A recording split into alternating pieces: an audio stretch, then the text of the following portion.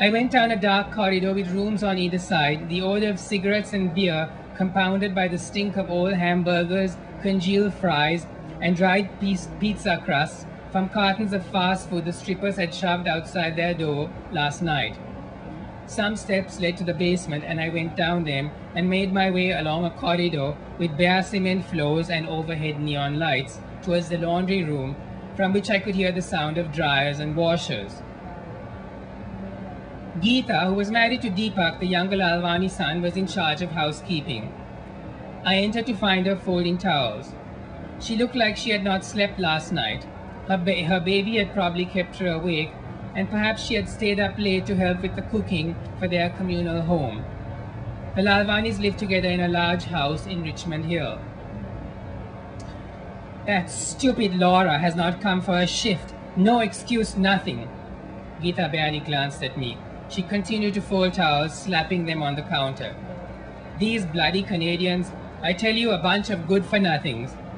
Thank God they have us immigrants to keep this country running.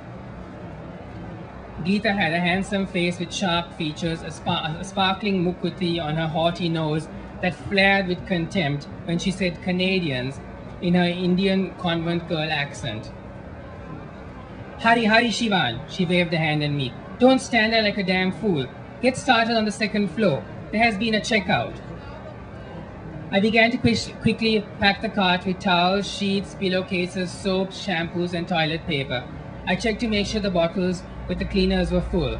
Then I attached the garbage bag to one end of the cart and rolled it out into the corridor.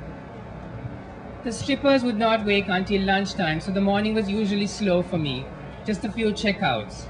In the afternoon, my work speeded up, though it was never that hard. Most of the women did not want me to do a thorough cleaning. They would often open their doors sleepy-eyed, hand me a tray or some dirty towels, take fresh ones, and tell me that was all they needed. Though the women had lived in these rooms for a long time, the Lalwanis never referred to them by their names. They were known by various physical or racial characteristics tagged onto the word Randi, which I learned from Geeta meant whore in Hindi. The red-haired Randi, the tattooed Randi, the French-Canadian Randi, the black Randi, and so forth. When addressing them directly, they would call them Miss with sibilant contempt. I was making the bed in the vacated room when Geeta bustled in, her gold bangles clanking. She had seemingly come to help, but I knew she would just stand around complaining about her mother-in-law, whom she referred to as that bitch. She walked around the room, moving objects on the table for a while before she began to speak. You won't believe what that bitch told me last night. She said her son had lowered himself marrying me, and she regretted being in such a hurry, that she should have held off for a girl with a better dowry and more educated. More educated for what, I asked her.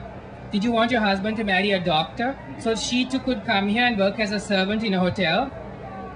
I told that bitch it was a pity we Hindus didn't follow the Muslim custom of paying the bride's family a dowry rather than the other way around. Because certainly they should have paid my parents for letting their daughter marry that Deepak. Geeta's lips curled up. Such a lame excuse for a man. Deepak was skinny and short, with a bony face and receding hairline. He scuttled around apologetically and was cowed by his older brother Harish, who often yelled at him, calling him a pig or a buffalo. Harish had the round, self-satisfied stomach of a pasha, a luxuriant moustache, pink lips that looked like they had been touched with gloss, and a constant superior smirk on his face, except when he was barking at someone.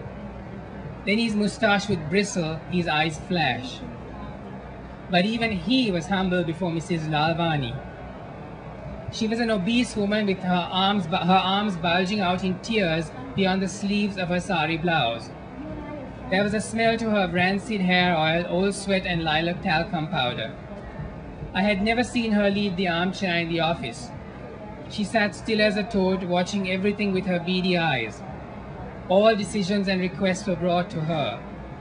She would listen and then either nod her approval or wave her palm fan in a dismissive gesture.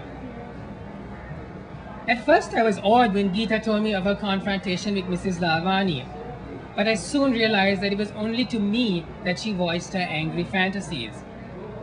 I knew this because of her meek demeanor before Mrs. Lalvani, and because Geeta longed to bring her baby to work, but Mrs. Lalvani would not allow it. Haresh's wife, a little mousy thing whom Geeta referred to as that oil rag, stayed home and looked after her 5 children and Geeta's son. Geeta had got to the end of her tirade and she rounded on me, her anger spilling out. Shivani, you're doing those corners terribly. For God's sake, don't you learn any bloody thing? She pulled out a sheet. Hurry up and redo them. She stormed out. I was somewhat used to Geeta's flashes of temper. When I was down for lunch, she was doing inventory. I brought you some biryani I cooked last night. She continued with her tallying. Made from a recipe my mother taught me. Thanks, Geeta. I wheeled the cart to a corner. This was her way of making up for berating me earlier.